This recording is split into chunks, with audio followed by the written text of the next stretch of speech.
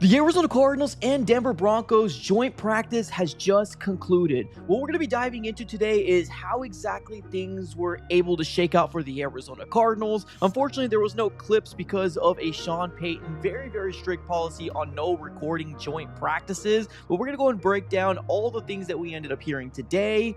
Let's get started.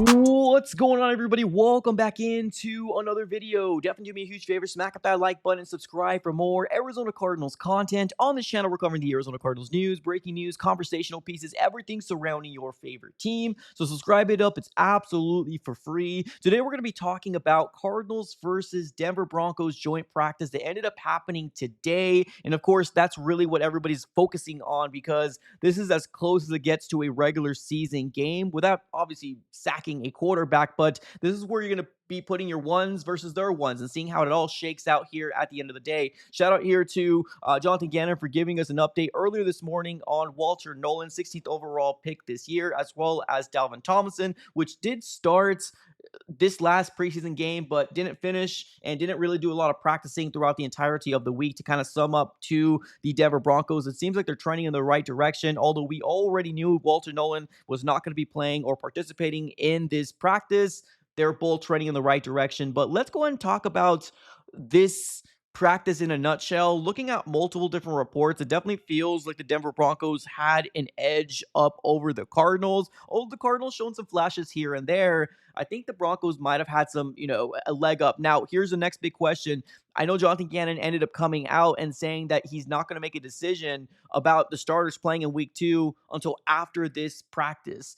Seeing the reports, I hope we do see the starters play at least maybe a drive or two in week 2 of preseason, but at the end of the day, it's going to be Jonathan Gannon's decision and kind of how he evaluates what happened today in practice. So let's go ahead and talk about it here in a nutshell. Another shout out here to Darren Urban of ArizonaCardinals.com, a writer over there, letting everybody know that there was I guess a little scuffle, right? And it involved Tip Ryman out there, but it was shut down really quickly. It definitely feels like the Arizona Cardinals as well as the Denver Broncos teams, they're not as hot-headed as they don't allow the moments to get too big, right? Now, obviously, there was a little bit of a scuffle here and there, but it kind of died out really quickly. But it started off with the Arizona Cardinals offensive line really struggling against the defensive line of the Denver Broncos as far as what we're hearing. But the offensive line for the Cardinals have gotten better and better as the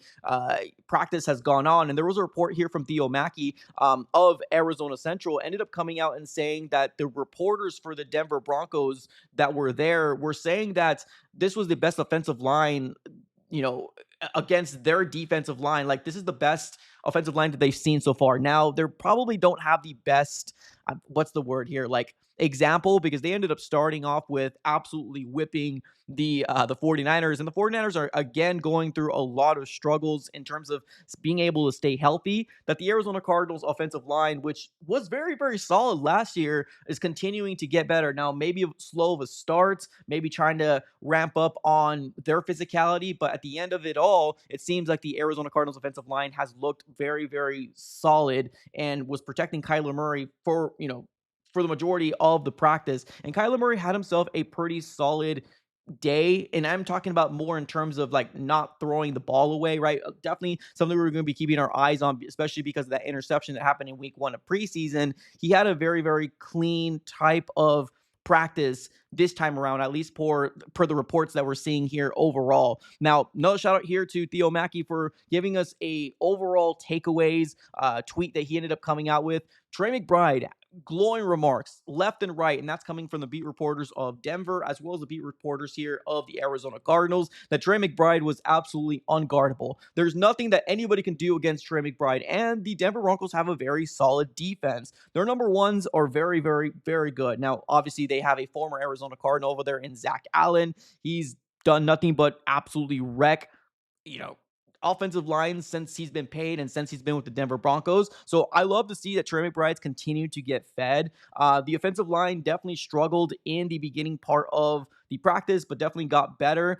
eh, there was another report that came out that said that the secondary for the Cardinals absolutely struggled. And that's a little concerning, right? I think a lot of us are really excited about Will Johnson, Garrett Williams, as well as Max Melton going into his year two. But with what we're hearing so far is that Marvin Mims, which is one of their wide receivers, and Cortland Sutton as well, got real big chunk plays off our secondary. And our secondary kind of struggled throughout the entirety of this joint practice against the Denver Broncos. So that's definitely very concerning. Now, we got a lot of young talent in the secondary. And of course, you got your veterans in the backs with the safeties with Buddha as well as Jalen Thompson. I'm not really sure exactly where the disconnect is, maybe most likely against our young secondaries. And I know somebody out there reached out to me and said, hey, I think the Cardinals maybe need to go after a veteran cornerback. I mean, they got one in Jalen Jones, right? But I'm not sure if he's going to be enough to kind of put them over the edge. But so far, against this offense of Sean Payton, Bo Nix was having himself a day, right? Bo Nix was having himself a day. At least that's what we're kind of hearing here and there. Now, another thing to kind of note is that the defensive line had some good moments against their offensive line, which obviously the Arizona Cardinals defensive line with Calais Campbell, the other guys that we have on there as well. Overall, they look pretty solid. But like I said, it's really hard to evaluate a defensive line when you cannot sack the opposing quarterback. And Sean Payton and Jonathan Gannon already came to terms. You're not going to go close to their quarterbacks. This is as real speed as it gets. But overall, it definitely feels like the Broncos had a little bit of a leg up over the Arizona Cardinals team just in general. Now, Marvin Harrison Jr., right? Another big name out there. It seems like 20 minutes, maybe 20 minutes into the practice, Marvin Harrison Jr. wasn't targeted. And now the targets did end up coming on Marvin Harrison Jr. There was a lot of reports came out that he had a couple good throws here and there, right? And one of them being on Pro Bowl cornerback in Patrick Surtain, right? So that's pretty cool to see that Marvin Harrison Jr. is getting some work in on a potential lockdown corner and has beat him on a few different reps. I have said that Marvin Harrison Jr. really flourishes a lot in those kind of slant routes or those, I guess maybe maybe not post routes, but kind of those in routes, right? Those drag routes. Those are what Marvin Harrison Jr. is very, very good at. So I really do hope that we start seeing him maybe in the slot, right? Kind of using him more versatile in this offense. So Drew Petzing, you got yourself a job to do to get him the ball because he is your number one pass catcher, or he's your number one wide receiver. Number one pass catcher most likely is going to be Trey McBride, and it hasn't changed. Kyler Murray's very, very comfortable with Trey McBride, and he's absolutely looked very, very, very solid in this joint practice. So overall, it seems like a pretty solid joint practice for the Arizona Cardinals, but I don't know, man. I'm a little concerned. I'm a little concerned, especially with a Hall of Fame type of head coach in Sean Payton. He knows how to get his guys ready to go. Now, Jonathan Gannon, only in his year three, is showing a lot of promise of trying to kind of emulate on the coaching style that we're seeing here from Sean Payton. But overall, right, we're seeing multiple different reports out there. Seems good, right? Seems good on paper, but I'm a little worried. I'm a little worried. I'm not going to lie to you. The Denver Broncos was probably one of the best tests for this Arizona Cardinal team to kind of come out here and really kind of show their worth. Now, this is a team that's completely in a different conference than the Cardinals. Can they still potentially win the NFC West? Yeah, I mean, definitely, right? Especially with the 49ers going through all their struggles and their injuries. We don't really know exactly what happens or what's happening with Matthew Stafford. And of course, you got a overhaul in the offensive side of the ball when it comes down to the Seattle Seahawks. So I still do think that the NFC West is wide open at the end of the day, but I would love to see the Arizona Cardinals bounce back in week 2. We got 2 more days for the Arizona Cardinals to really start up, their week 2 preseason. I don't think it hurts. I don't think it hurts to kind of show the world and the fans that this offense can move along the ball up the field. Now, one last thing I want to kind of know as well, which another shout out here to Theo Mackey for obviously keeping us very, very involved in what's going on. There was a 2-minute drill that ended up, there was a 2-minute drill that pretty much was the kind of bow to end the joint practice for the Cardinals. He ended up putting this tweet out. He says, on the 2-minute drill to conclude practice, the Cardinals offensive stalls at the midfield while the Broncos drove down to the end zone with ease. Cardinals showed some good things today, but that's about sums it up. Broncos looked much more cohesive overall. So I don't like that. I don't like that one bit. I do kind of seeing what the reports are saying, it feels like the Broncos had a little bit more of a leg up overall, but it's really going to depend on what Jonathan Gannon feels, right? And he sees and how he's evaluating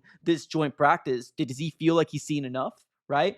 I don't know. It doesn't seem like the Arizona Cardinals really scored very much in terms of touchdowns. And Theo Mackey also said before the Marvin Harrison Jr. receptions, right, that there was a couple balls, a go route that Marvin couldn't come down with, but there was another ball that was a fade route in the end zone that sailed over the head of Marvin Harrison Jr. So a little concerning. Yeah, absolutely a little concerning. I think Kyler Murray overall has a pretty solid offseason, right? Training camp and also week one versus the Kansas City Chiefs defense, with the exception of the pick. But I want to see a little bit more. I want to see a little bit more. And I hope that Jonathan Gannon feels the exact same way. So, ladies and gentlemen, what are your overall thoughts? Let me know in the comments below. I appreciate y'all for tuning in as always. Have a great rest of your day and go Cardinals.